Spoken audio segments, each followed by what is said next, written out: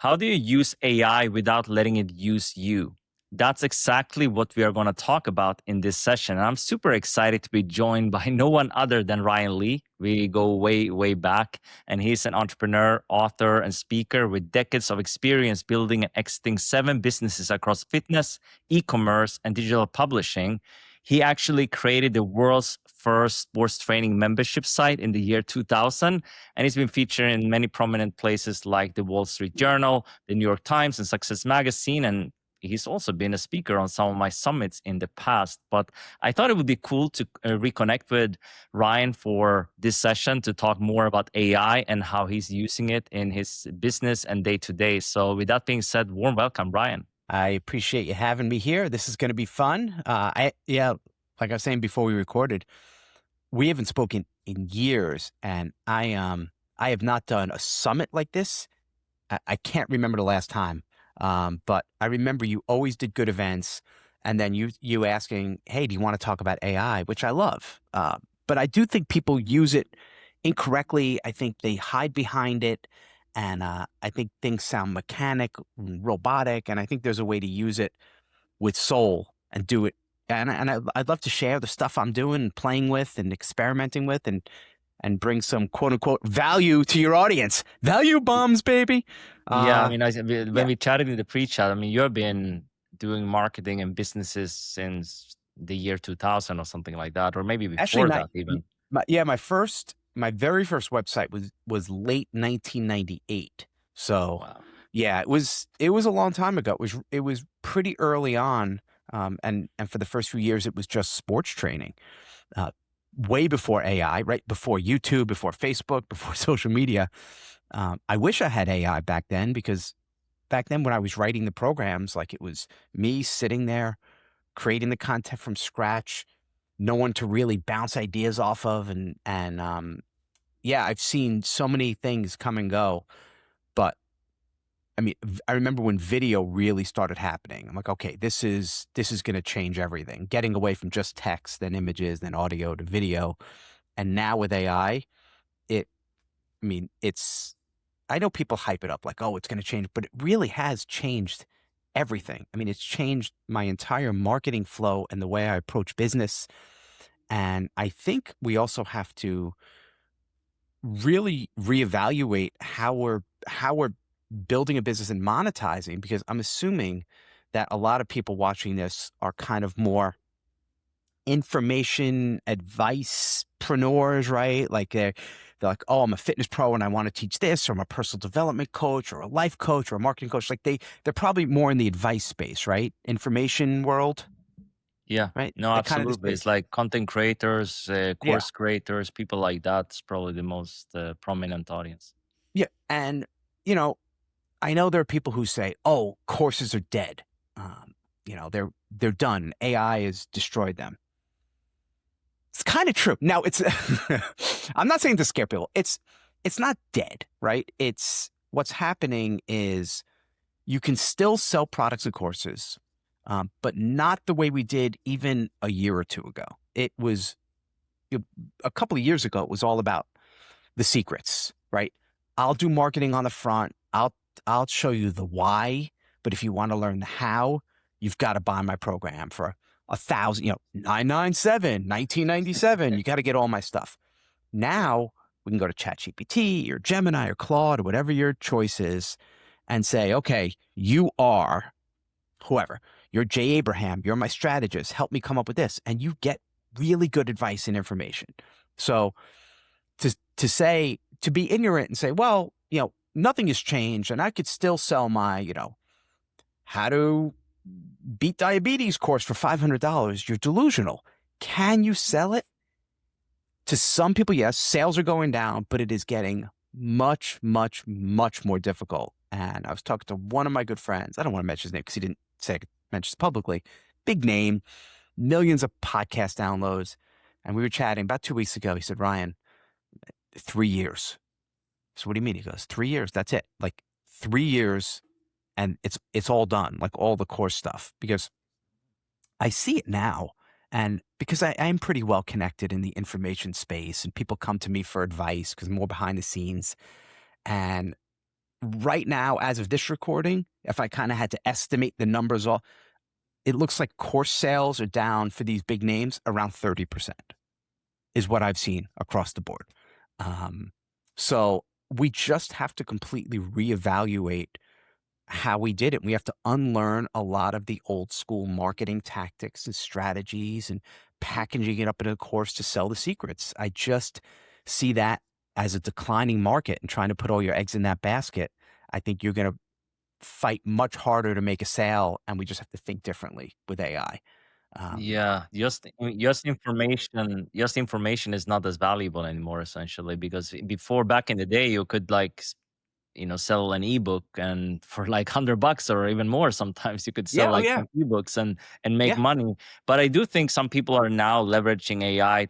I'm not a big fan of this when you're not a true expert and then you're basically putting out information on Amazon in the health field. I mean, you probably have a Yeah. lot to say about that because you're very much in that as well. But I think that is a little bit bad because you can go to ChatGPT or Claude or whatever and tell it to act as and research basically all the Mhm. data around health, and then you can put up a book on Amazon and sell that. I mean, people are doing that. They're actually making quite some money at the moment. I know, I know. It's a there's like the ethical question, there's the legal question, and I'm not the ethics police. I'm not an Yeah. attorney. Uh, Yes. it's look, if you're I don't love a business where you're pretending to be someone you're not, because that's a fraud, right? If you build up this avatar and you say, I'm the world's best fitness expert, and you're just using ChatGPT to do all the stuff and and you're pretending to be something you're not, is it legal and ethical? Again, it's really gray. I don't want to run a business like that. I know some people do. I know there are the biz op chasers, the shiny object chasers, the people who sit in a basement all day, who have no drive, like no soul, and all they care about is the money, and they're going to take advantage of every loophole possible, and they do it. And look, I don't want to say more power to them because I don't think they're really contributing much to the world. But then again, right, if they're getting really good information from AI, if AI is doing the research and they create an incredible 6-week program and it helps people, well, is it bad? If they got there through saying they're someone they're not. So there's so much. There's so, and that's the challenge here. It's navigating through this thing, and the bigger problem is because there is almost a zero barrier to entry, right? One of my 16-year-old son can go on ChatGPT and create this and sell these programs and sell more than one of my guys like Jeff Cavalier with Athlete X, who's been a physical therapist for 30 years and all this training experience, and he could outsell him with a product with zero knowledge because anyone could do it now. So there's like this race to the bottom, and if that's the case, okay, let's play that out for a minute. Then what happens to the expert with the true knowledge? It's really frustrating because now you see thousands of people doing this, and you're like, well, how do I stake my claim in this market? What do I do to stand out? And I don't think it's trying to out content them because you can't. So it's it's funny because we went from first saying the only way to succeed is personal brand, right? Personal brand, personal brand. You got to be you and yourself. And that's the only way to win. And all of a sudden AI came out and you can create these avatars and you could clone yourself and you could do all these things. And the pendulum swung really fast and really hard where create faceless business. And I recently polled my audience and it was 82% of my audience wants to now build a faceless business. It swung so fast. And now in like a matter of months, the public's like, all right, this AI stuff's exhausting. Man, just give me someone real, right? And it's already like swung all the way back to enough of this AI slop. Just give me some real humans. So I think the people who are going to be staying in the personal brand lane, you could still and infusing AI, I think they're going to have the best shot of standing out. But Yeah. and here's my reframe with it. It's no longer trying to be the expert. Okay. So what I mean by that is saying, here's how to do these 3 great push-ups, and I'm the expert. I'm going to show you how to do it, and kind of lecturing to people and speaking down, because they could find that information anywhere.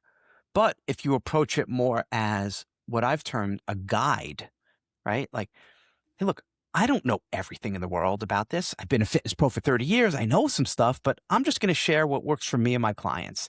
Here are 3 push-up things that have worked for us. Give it a shot, see how it works for you. It's much more disarming, and you build trust more as opposed to trying to out-expert everybody. So I think it's less now about being the expert and more about saying, here are the 3 exercises I do. Here are the 3 exercises my clients do. Check it out. I think it'll work for you. Oh, and if, by the way, you like that, here's the program that I do. Right now, you've differentiated, as opposed to, here's the 6-week workout you must buy. So I think it's using AI to help come up and brainstorm the ideas and help you build this out, and going to AI and say, okay, I want to do a new video with the 3 push-ups, but I want it to be a little bit different. Can you help me come up with a good hook and an intro? Can you help me script out what part 2 of this series would look like? And that's where I start to talk about infusing AI with soul, with using your personality and your words, and not reading the AI script and not trying to out content, but taking some of that and still bringing it back to the personal brand as a guide. And I'm doing a lot of talking, but I'm just, Maybe we can share some around this, how you would do that, because I think you have seen everything for so long, Ryan. You've been around like in the early days of the internet. And yeah. I would argue probably right now with AI, there's even more opportunity right now. But yes, there's Oh more yeah. competition as well. But if you leverage that the right way, and I think, as you said, people are going to crave like the real human touch too, because there's going to be so much AI slop out there. But if you Yeah. can find a way to stand out and amplify yourself with AI, you can set yourself apart. I think that's kind of how I see it. Yeah. There's a few things I see. So I like AI not as a crutch and not replacing me, but almost replacing my team, right? So in the past, if I wanted to come up with a good nutrition program, or come up with 5 recipe ideas around salmon, I would hire a nutritionist, and they would go out and they would do the research and write up the thing and find the macros, and it would take a week and it would be $300. Now I can replace that with, hey, GPT, hey, Claude, can you go out and find these great recipes? Here you go, right? And now it's like the world's greatest employee. They never complain. They never ask for days off. And it helps you really gather information. It does help automate tasks. There's a lot of really cool things. But I never ever take it word for word. So even if I'm doing a post and I said, okay, I'm doing this post about this recipe or this 80s movie trivia, give me a good little blurb I can use. And it'll write one, and it'll give me like a germ of an idea. And then I'll take that and then rewrite it in my words. But I think what people do is they get really lazy, and they take it and then they copy it. And that's when they lose the soul. And especially when you do these long posts. I have one client, and she runs a fitness studio with her husband, and they keep doing these posts, here are and it is so clearly AI. It's not her voice. It's not his. It's so clearly AI. I keep messaging her. I'm like, you got to stop. You're not getting engagements. You're not getting you're not getting, it's not you. I said, you're better off stripping all that out, having the idea, and doing it in your voice. Because the other thing is just lazy. And I think that's what's happening. It's getting us lazy. Now, so that's kind of one way, is to infuse it into that. The other side, now I'm going to kind of go against what I just said. The other thing is AI has some really, really cool tools that can tap into your creativity. So I love music, and you can see I have my records and tapes behind me and all that stuff. But I could play basic chords on a guitar and a little bit keyboard and drum. But I'm certainly not a musician, and I don't have a good singing voice or any of that stuff. So, but I was able to use AI and use my ideas for songs and choruses, and I know what a good hook sounds like, even though I can't play it, but I could hum it, and using AI and actually creating songs. that I built a business around. And I actually built an entire record label with AI generated music. It's music set in an alternate 1986. So you know what I'll do? You want me to share Yeah, this for you? yeah. Please show this. This is really cool because this is like a passion project of yours, basically, that Oh you use yeah, AI for. absolutely. So this is, I don't know if you could see that. Let's see. Yes. Let me see it. All right. Yeah. So it's called Grant Street Records, and these are all fictional bands, fictional characters. I created this all with AI, the backstory, the songs, the music.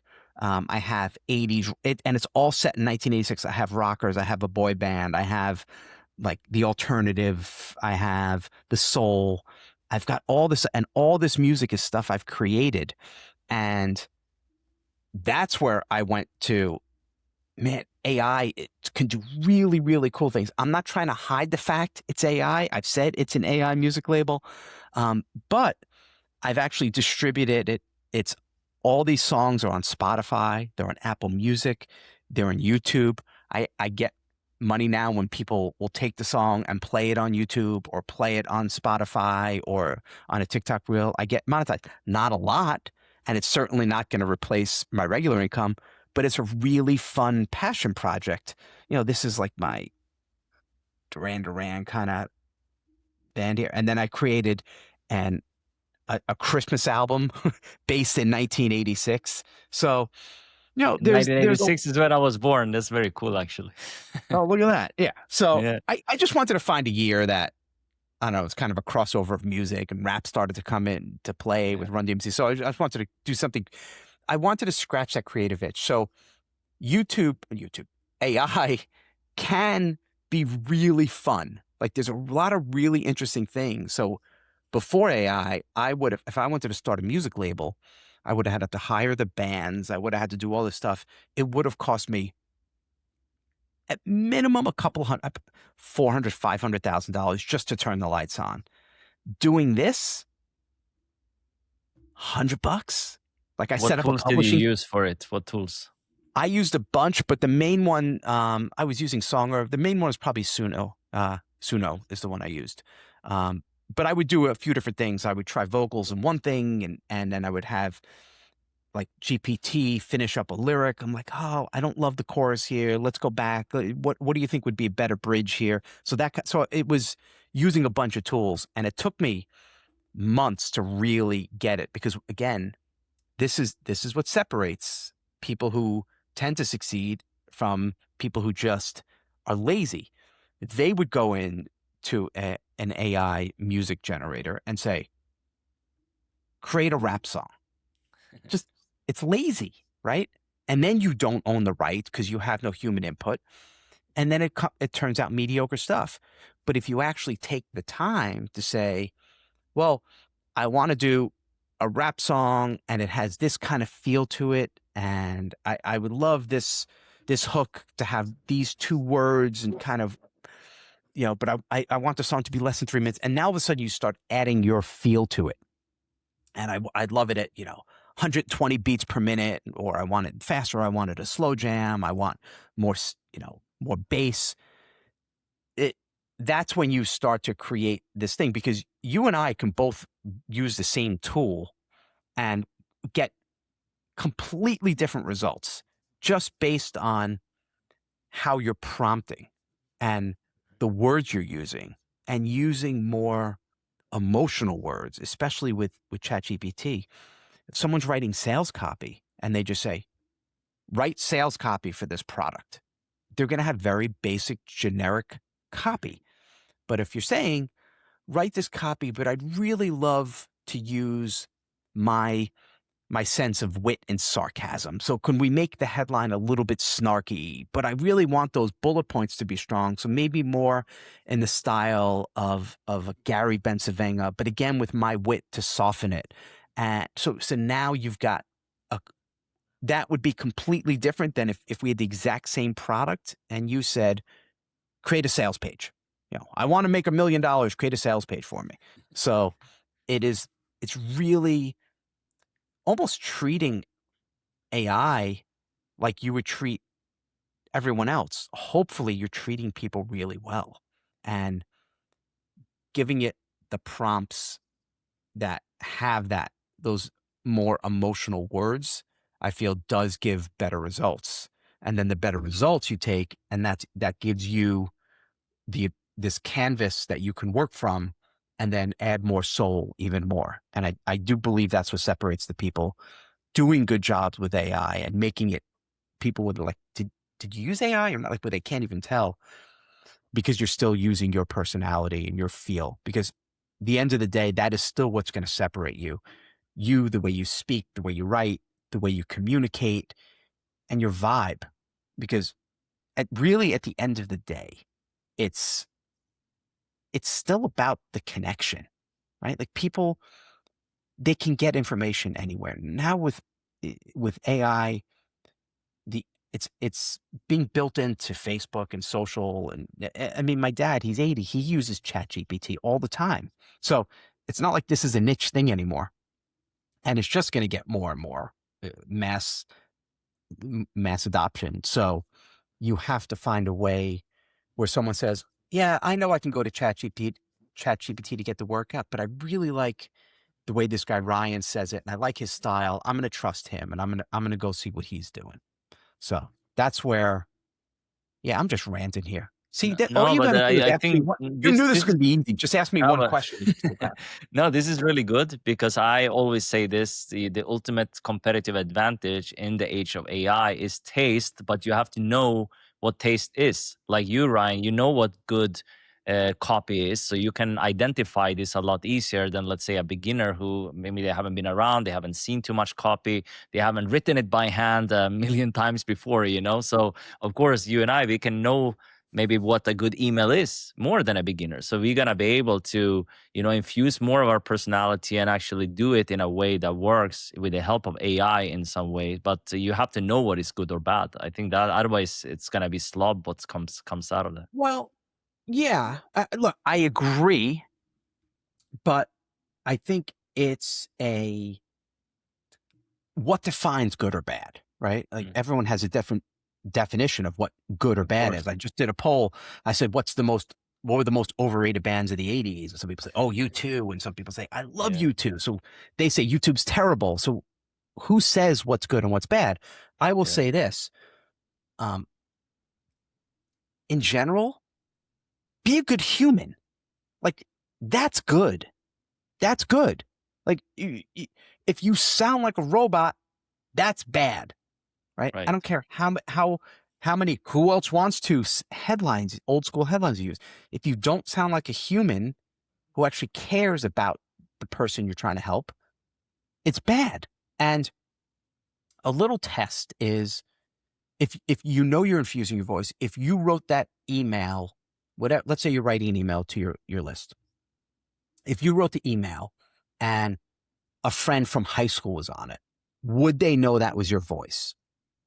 And if it's a no, then it ain't good, right? If they say, oh, absolutely, I knew it was you. I could tell by the way you write, and I could tell your style and that little joke you did, and that inside joke, it was 100% you.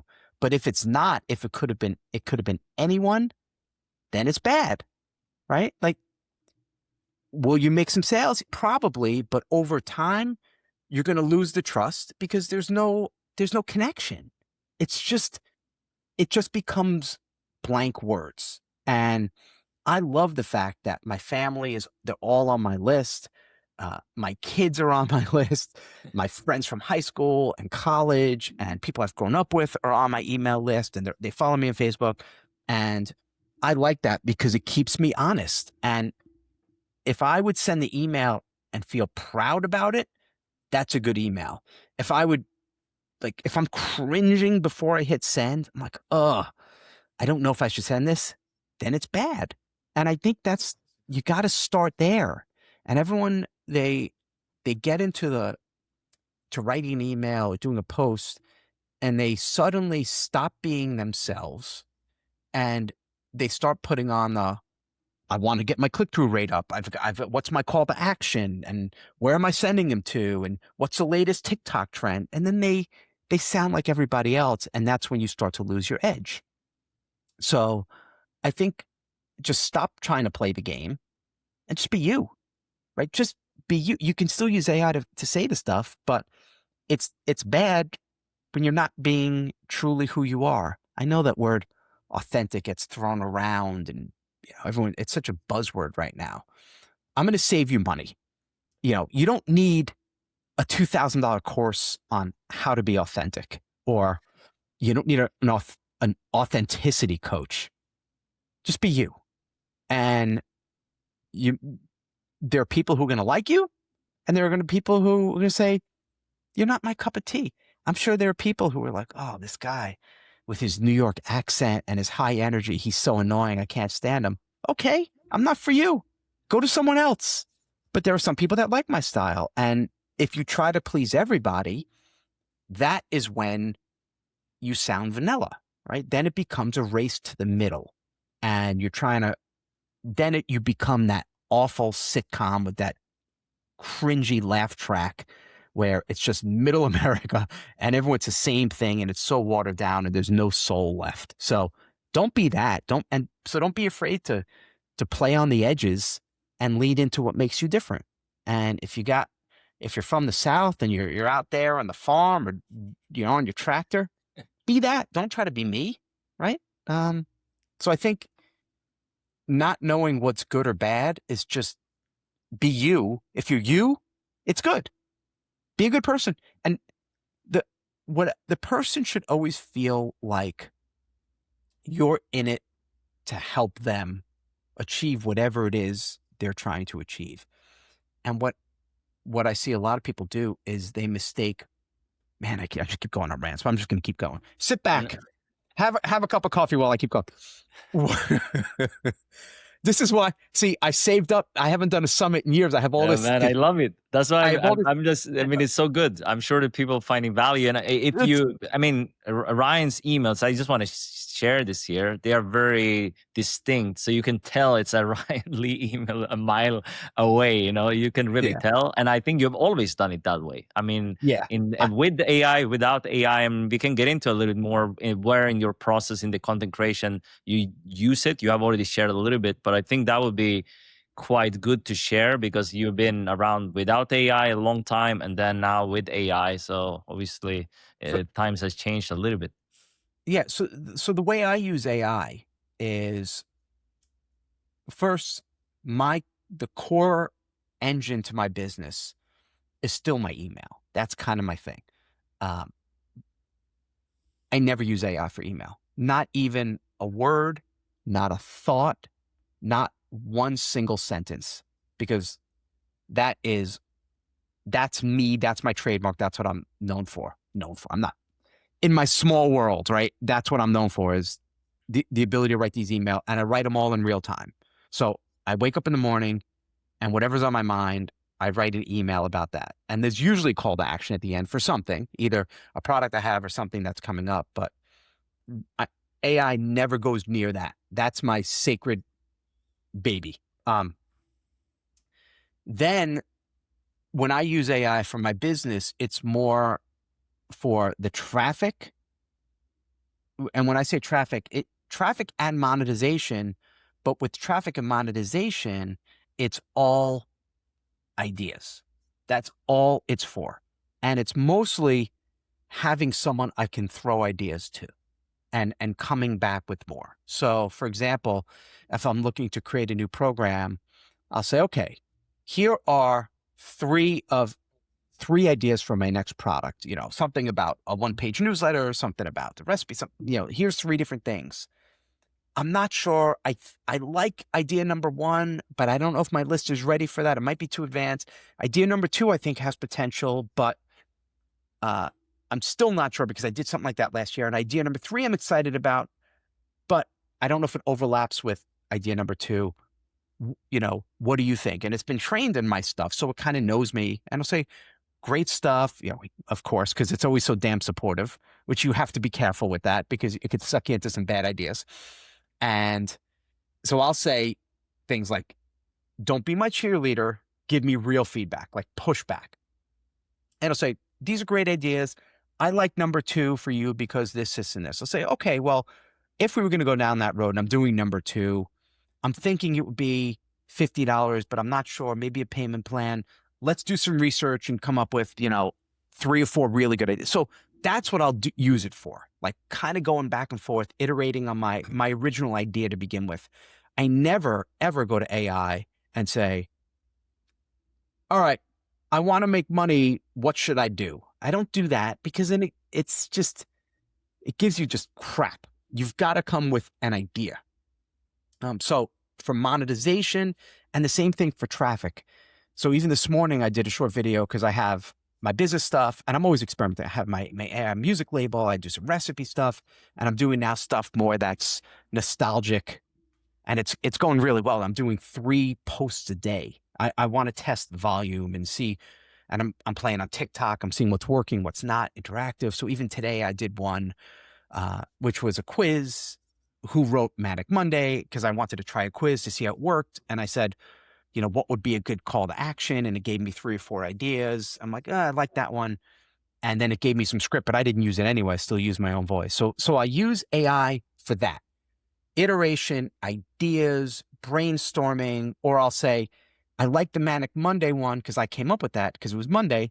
I said, give me 5 more fun facts about a Bengals song, or give me 5 other songs that have a really interesting hook to it with a songwriter. And that is where it saves you so much time, because instead of me going through hundreds of records or going on what I would have had to do in the past is go to Wikipedia and look up an album and see who wrote it and piece it together and ask a question in Google, who else wrote this, and get, shabby results. Now I can go to AI and it does all the research for me. And 10 seconds later, 5 seconds later, 3 seconds later, it gives me 5 ideas. It's insane. And if you're not using it for things like that, because some people get very arrogant in their knowledge and like, well, if I don't know the 5 off the top of my head, that I shouldn't be talking about it. Yeah, but it's just research. It's just helping you with research. When I was young and in high school and college, and I wanted to do research, I had to drive to the library and go in the card catalog and the Dewey Decimal System. And I still remember, like, business is 658, right? If I go to the library, I go right to 658 because I know that's going to be the business book. So it was ingrained in my head. But it's no different now, except now you have a computer going to the all the books in the world and all the knowledge in the world and doing the research and helping you and saying, hey, I did all of it for you. You can stay home. Here's the best of the best. And now you start to infuse your ideas and your thoughts and going back and forth with it. I think that's how you get the best stuff. So that's how I use it, for purely brainstorming ideas, coming up with new hooks. I'll have it when I do sales copy for a product. It'll help me maybe with a headline, or I'll throw a headline at it, like my first headline idea. I'll say, give me 5 variations. And sometimes it'll come up with one that maybe adds an extra word or takes one away. I'm like, oh, that's a really good idea. I never thought of it like that. So that's exactly how I use AI for my business stuff. Do you use any GPTs and stuff like that? I think you shared that you train it, Oh, yeah. kind of in your style and stuff like that, or even for students. I actually have seen you share, like, for example, your list building stuff. You built a Yeah. GPT for this. And so maybe you can share a little bit about that. And I think what would be kind of interesting to get into is that, you said the course sales that is declining. And I think what's coming instead, how are you going to position yourself? What are you going to sell?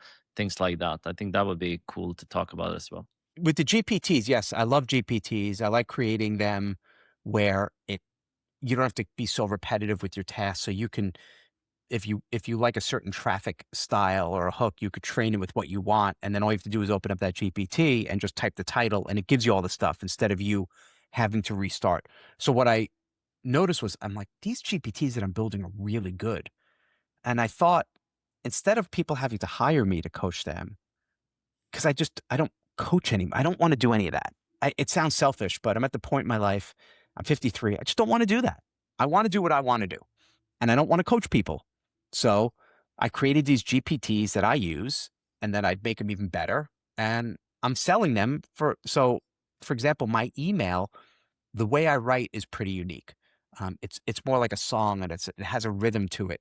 So I uploaded hundreds of my emails and my style and all that stuff, and I trained a GPT, and I call it sip, type, repeat, and it's trained on my style. So people will go there now. They buy the GPT and they type in, I want to write an email for whatever, women going through a divorce. I want the email to be about this. And it writes a full email in my style. Like, it gets really close. And then you take that and then you kind of modify some of the words to fit your words. Like, if you'd never, you're probably not going to use a Van Halen reference. So you change that with something you like in your words, right? You may never use the word, I ain't doing it. And you say, I'm not going to. So, but it gets you there. So I have those GPTs trained and I do offer them. And then I created a bunch and I gave people the resale rights to it. I said, here's 5 that are personal development. There's goal setting and habits that are really good. Copy paste. Here's the code. Go sell it and make money. Because it's not that difficult. Now, I think it's not difficult to create a GPT, a custom GPT. I think it's difficult to create a good one. I think most people are lazy with prompting. And because I've become pretty good at it and go back and forth and will challenge AI and GPT to come up with something better, I think I've gotten pretty good at creating these GPTs. And people say, well, could you teach me how to do it? And I said, no, because it's my brain. Like I think you could tell, I think really quickly. I think on my toes. I have a really high emotional component, maybe too emotional at times. And I can't teach that. You're either born with it or you're not. So that's why I think I pour so much heart and soul into these GPTs and why they come out so good. So I'm giving people them like, here you go. Have fun. And I included password protection so people can either sell them as a one-time or monthly and change the password. So people are liking those. So I did my first test and people are really enjoying that. So I'm going to do more of those. But you're not doing it on ChatGPT then, or you cannot password protect there, right? Or you Yes, using you another. can. Oh, you can, Now right? There's I I've never I was I able only to had it like open. Yeah, yes, actually you can actually. That's pretty cool. yeah, so I built a really good prompt that builds password protection into it. Ah, That okay, you so built it that into it. Okay, cool. That's awesome. yeah, so it's built in. So all you have to do is copy and paste the prompt and the password protection is built into it. Oh, It took me a cool. while to figure it out, but I kind of got But it now. I get people are not gonna be world class like you having all this experience, right? Right off the bat, that comes with practice and stuff. But if you could give some tips on how to actually create a good GPT versus the ones that don't get results. For example, if you wanted to do it for your own business or maybe for your own customers and students and stuff like that, what do you recommend? Basically, rewatch what I've just been saying. It's about adding that human touch to it. It's not being cold and saying, I want to prompt. So let's say you want to have a fitness thing. It's not, create 10 workouts, and do them so they help people lose weight. That's not a good way to build a GPT. But adding in and giving it very strict parameters. I want it to have the workouts that are 10 minutes or less and body weight and less, and you're going to do it in this style, and you're going to deliver it with this warmth. And here's a couple sample sentences, and here's a few sample workouts. So really, almost almost look at it as like you're training a person. If you hired someone to learn your system, you're not just going to give them one sentence and say, all right, have fun, because what they're going to deliver is probably not going to be what you want. So how would you train them? And that's how you build it out, really. But I like to do GPTs that solve very specific problems. If you try to do a GPT that's big and broad and tries to solve 2, 3, 4 problems, that's when you get what's called drift, right? You get these things that start to drift off, and the further down it goes, if you have a GPT, I want you to create a 6-week workout I want them to just type in their age, and you're going to create a 6-week workout, 6 weeks of meal plans, the recipes, the shopping list, break it down to macros, give them their rest cycle. I want you to help them with daily meditations. I want you to do this. You're asking for trouble. So that would be 3 or 4 different GPTs, each serving a specific need. So I think people try to bake so much into it, and then it goes off topic and it gets drift, and then it starts to drift, and then by the end, the recipes are weak, and the recipe will be like egg salad, eggs, mayonnaise. There you go. And you're like, that's not what I want. And then you get frustrated. So I'd say breaking them down to really specific, having a GPT solve specific problems. And that's what I've been doing is, like, I have one that just writes emails. I have one that's just about list building. I have one that's just about your hooks for traffic. And what I'm doing now is every time I do a training program, I build a GPT custom just for that, just for my students. So it's so I do the training, and then I train the GPT on what I just taught them. So now they have a tool that they can use, which is a really good transition to your follow-up question, which was, okay, courses are going to be in trouble. So what do we do?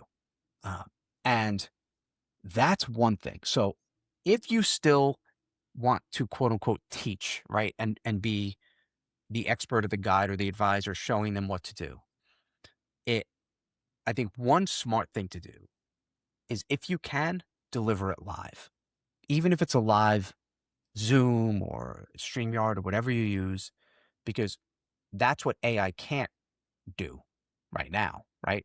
It can't really replicate that live feeling and that interaction and people being heard and being able to ask questions. So when I do trainings, it's almost always 99% of the time, it's a live cohort.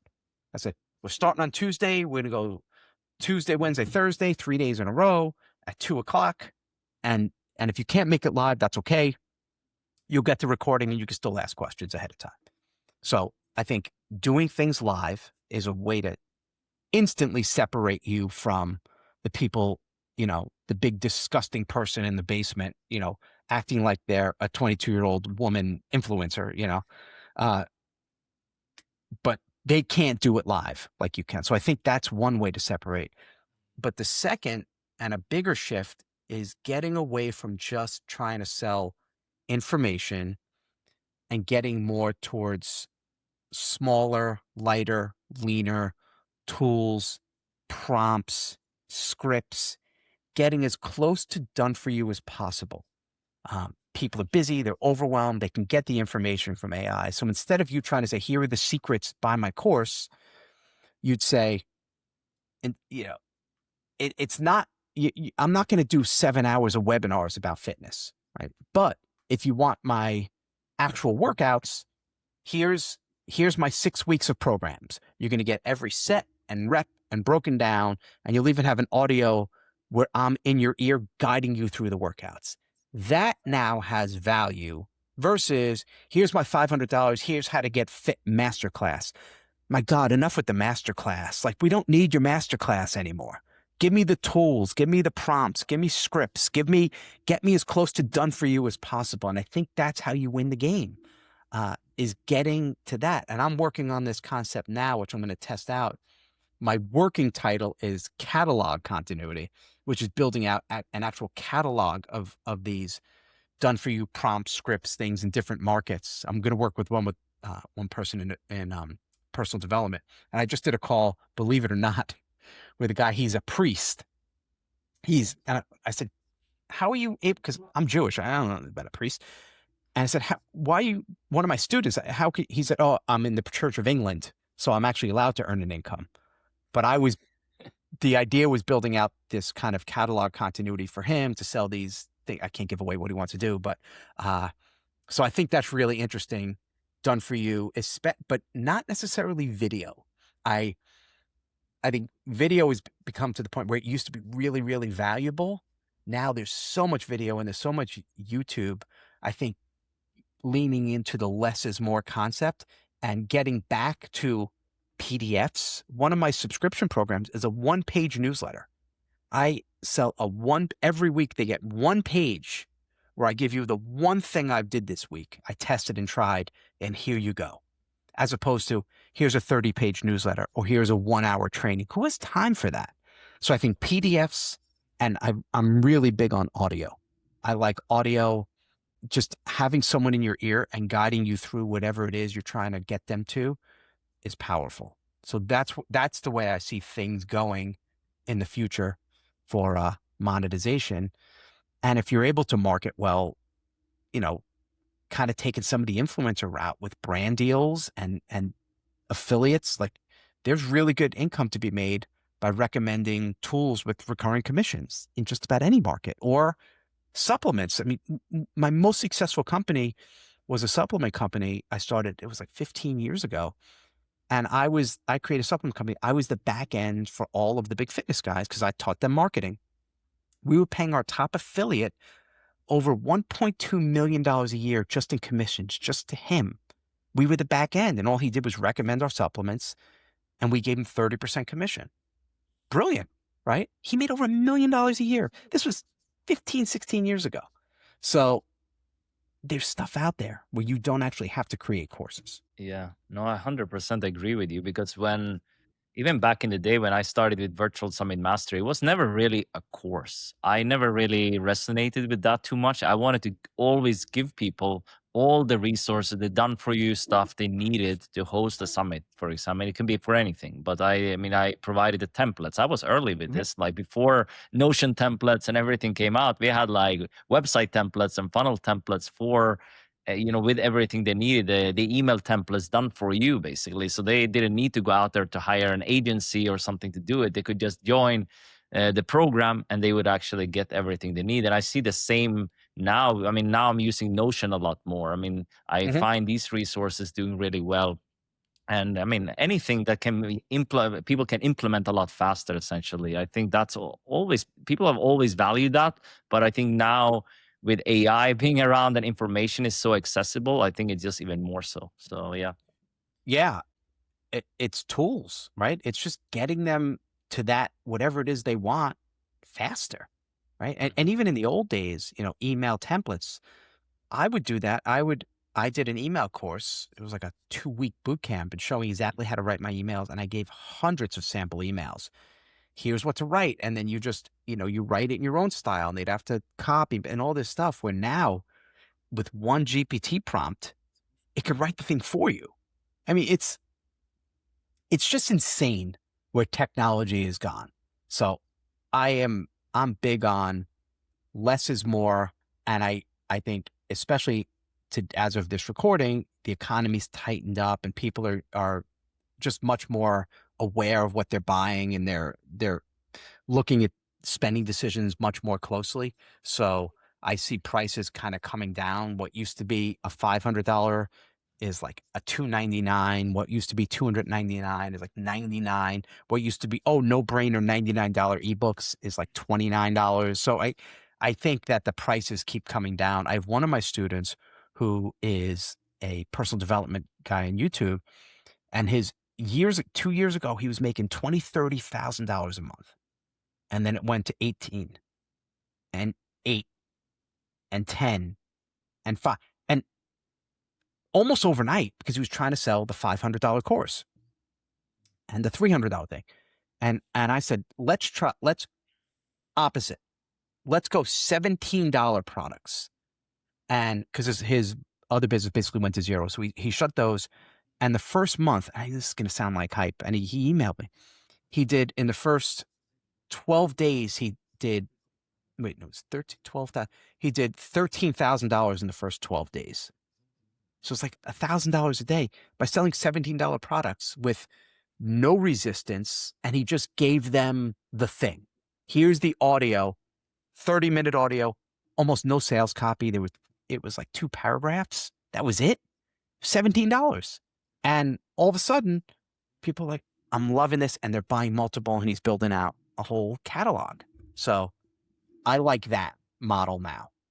Yeah, I have to ask you about this, because you were the continuity guy for so many years. I think you still talk about it in your newsletter and stuff like that. But I think now with this, a lot of school communities coming out. I mean, they have the courses, but they have it plus community, and they are Mhm. charging, anywhere from $9 a month to I think hundreds in some cases. But I think the sweet spot anywhere from like $9 to like $99 a month or something. So some people are making a lot of money from that, but it mix kind of the courses with community. What's your Yeah. kind of take on that? And now in the age of AI, I mean, I think that's working better maybe than the just courses and information, if I can see what I see myself at least.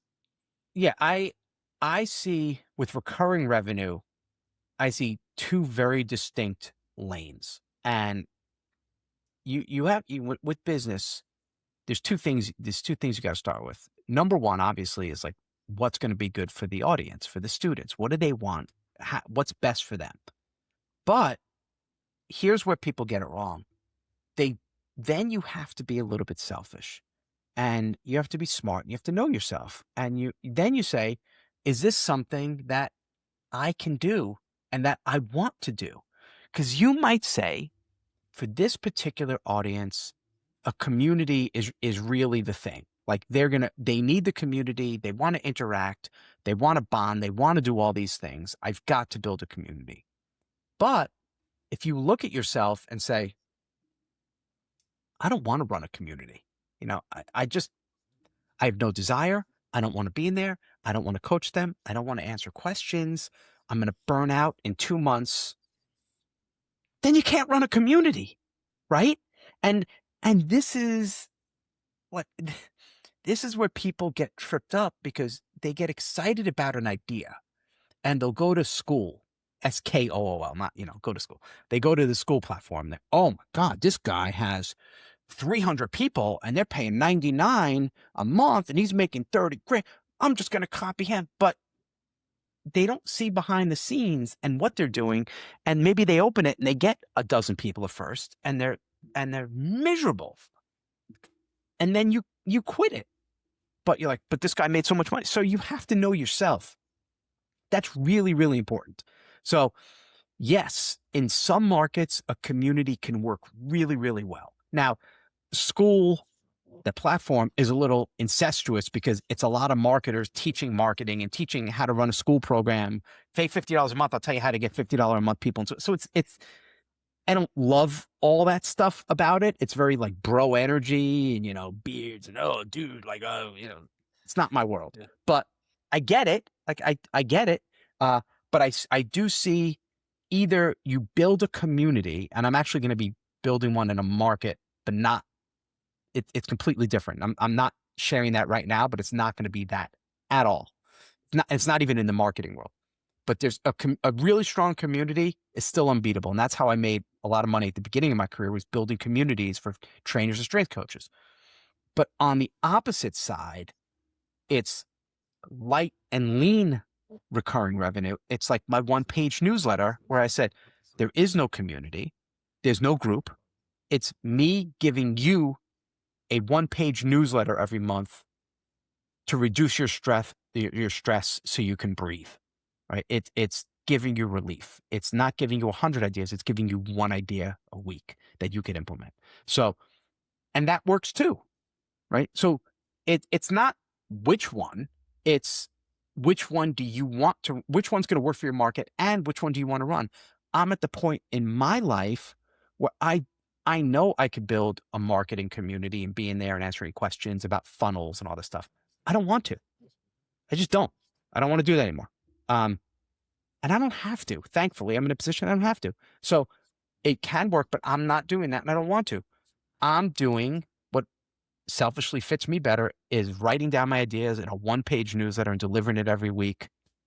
Email it off and they love it and I love it and it works for me. So either it's going to be light and lean tools, one-page stuff, PDFs, GPTs, prompts kind of stuff, or community, courses, learning, interaction, live events, that kind of world. So those are the two buckets. But I think the ones who are going to fail are the quote unquote traditional membership sites that try to be big and broad and everything to everyone. Oh, we got this. We've got weekly webinars and we got a group and we got this. That is overwhelming. That's when it's because they're making it all about the content and like, oh, and then we got the community, and then people they can't keep up with the content, and the community's weak because it's not the focus. I think if you're going to do community, community has to be the driver where they want to stick around and be there and be in that world, because it could be pretty lonely. People could be pretty lonely in this world. So if you can give them that sense, that can work. Yeah, no, that's such great advice. And I have to ask you, like, if you were to start from scratch today in the age of AI, like, I mean, you can have maybe some of your experience and all that, but what would you do, or what would you recommend someone else? Maybe that could be more valuable if they don't have too much experience and they are coming in now. They see, yeah, so many people, a lot of people are making a lot of money. There's obviously people struggling. It's like a lot of competition out there. So what would you recommend? What's kind of the path to kind of get something up and running, to create content, to sell? Obviously, you need to have something to sell to be in business. I get asked this a lot. Um, it's really because it's moving so fast.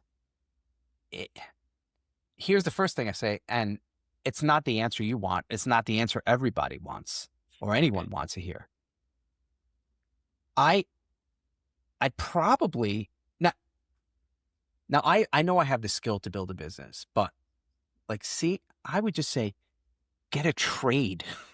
Like, be a plumber or electrician, and you could probably make $500,000 a year, because AI is not replacing you.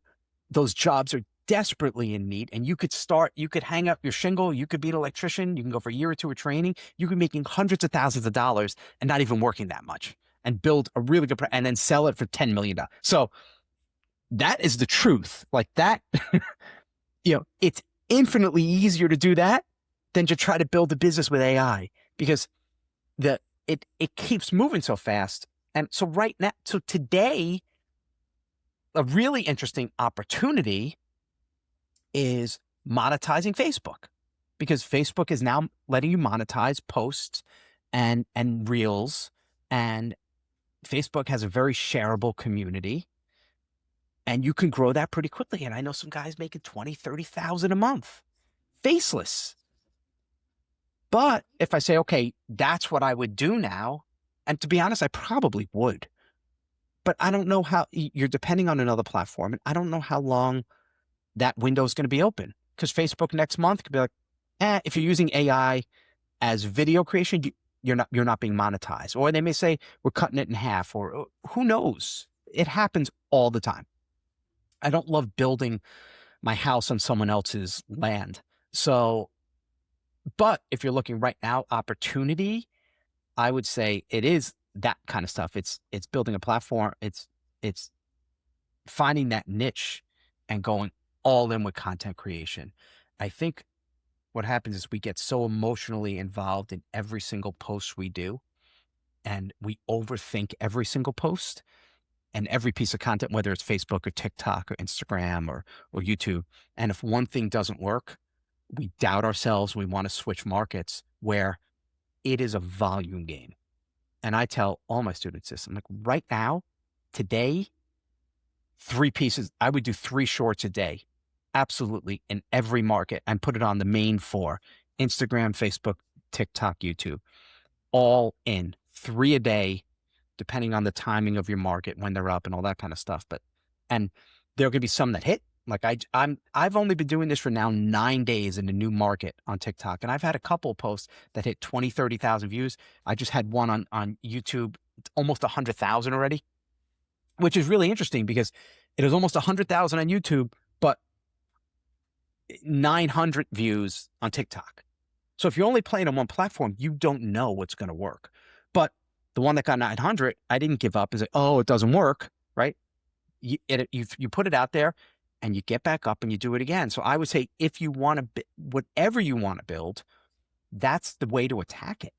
And whether you want to build a personal brand or a business or a company or products, traffic is your oxygen, right? It's it. And to say, and look, I loved paid ads. I used to run them all the time for my businesses, but it's getting more expensive, and you have to really be strong with monetization, with what does your flow look like, and what's your optimization and what's your conversion rate, and that is not a game for everybody, and it's expensive. So if you're going to go the free thing, whatever it is you want to sell, I would double down on the platforms because they're all free to use. Doesn't cost you anything to do 3 YouTube videos a day, 3 shorts, or 3 Instagram posts. It costs you nothing, zip. And now with all the free editing tools, and all you need is this, and this is all I use right now. This is it. So in terms of an actual opportunity, it would not be courses. I would not say, go out and start being an expert in a niche and create courses. That's not the way I would do it. I would do the volume game, get the attention. And once you have the attention, I'd monetize with lower cost stuff or affiliates or brand deals or a combination of all 3. That's the game I'd play. Or just go to school and become an electrician or plumber because you're going to make more money anyway. It is not a game. It is not a game for the weak of heart. It is not a game for people who are half in. You're either all in or you're not. And that's the thing. And you have to have resilience. And you have to, and maybe now because I'm getting older, I don't care what people think anymore. And if I do a video that bombs, it's all right. I don't care. Next. And you have to have that. It's almost, it's just like all mental. It really is. But once you have the attention, it's easy. It's much, much easier to monetize than coming up with a product first and then saying, okay, now how do I get traffic? Man, this is great advice. I think one thing I wanted to just ask you as we start to wrap up this session is like, what do you think of all the AI automation, the agents? Now it's coming out, the open Claude, the Claude code is really powerful. Do you use any of that, or where do you see this going? Anything you have to share about I that? tried. I was doing it with one of the. I was playing around with some Amazon stuff, and I was using Make.com and how I got to do it.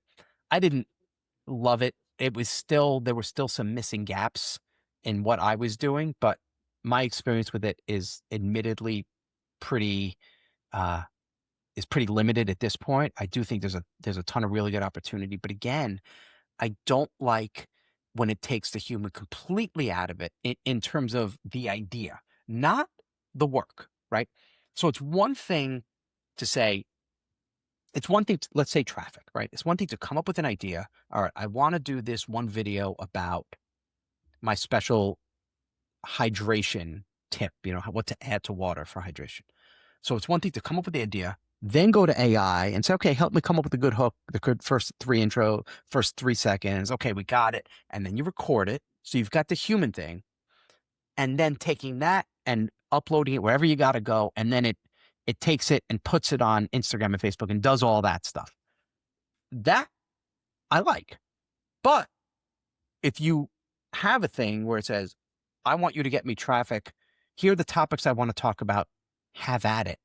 And now it's coming up with the idea and that's creating all the content in the video and you don't do anything at all, not even the idea. That I don't like right now because that's when you start to lose the soul. And I think that's when everyone else can do it, then you've got to look the other way. Then you've got to see, well, how can I be completely different? And I think that takes away from what it is. I think the magic of being a person and being in touch with the people. So, but if it can automate a lot of the rote tasks, great. Even now, if I want video clips from music videos and some of my countdown things, there's no way to automate that because there's copyright issues, all this stuff. I can't do it. So I still have to have a VA go and do the little trimming and getting the clip for each thing. That can't be automated. It'd be great if it could be. I would 100% do that because I would be telling them, here's a top 10, here are the videos, here are the ones to get the clips, get 3-second clips of each. That'd be great. It would save me money, but some things can't be done. But if you can, that's great. Yeah. I find that people who really care about the quality of their content a lot, like yourself and me, Ryan Levesque, for example, he shared also that he creates by hand his newsletter every week. But then now with AI, he can repurpose that into different formats. That can be a video, that can be different things that he's already also recording it, the newsletter and stuff like that. So I think that is a lot easier now to spread it to different platforms. There's tools I've heard, like one speaker on the summit, Sabrina Ramanov, she has a tool called Blotato, which you can actually spread that out to different platforms. But it's your content that is going. It's not like ChatGPT is coming up with everything Right. for you. So I think that stuff is always useful. I mean, that's even been around with automation stuff even before AI. Like I think repurpose.io was around well before, and you could like Yeah. repurpose that to different platforms. So I think that is always nice to save some time.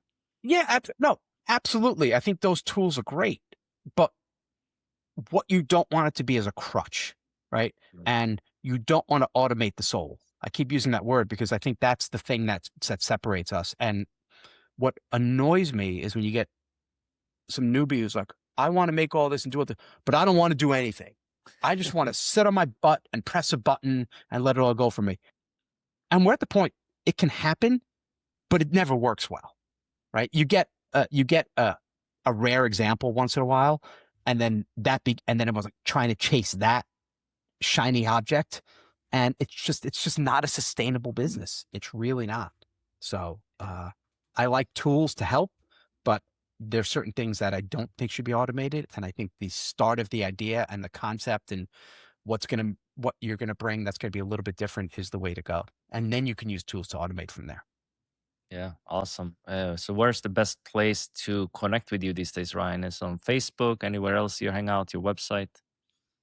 I'm all over the place. Yeah, go to go to ryanlee.com, ryanlee.com. I got different. I have links to all the different things I'm working on, and I've got a really big thing I'm launching soon. I'm not going to mention it yet, but that's coming soon. When you launch your, I don't even know when this is going live, but it'll hopefully be live in about a month. So that's going to be my next. I think that's going to be like my last business. I go and then just kind of do that for the next 20, 30 years. Take me to the finish line. We'll see.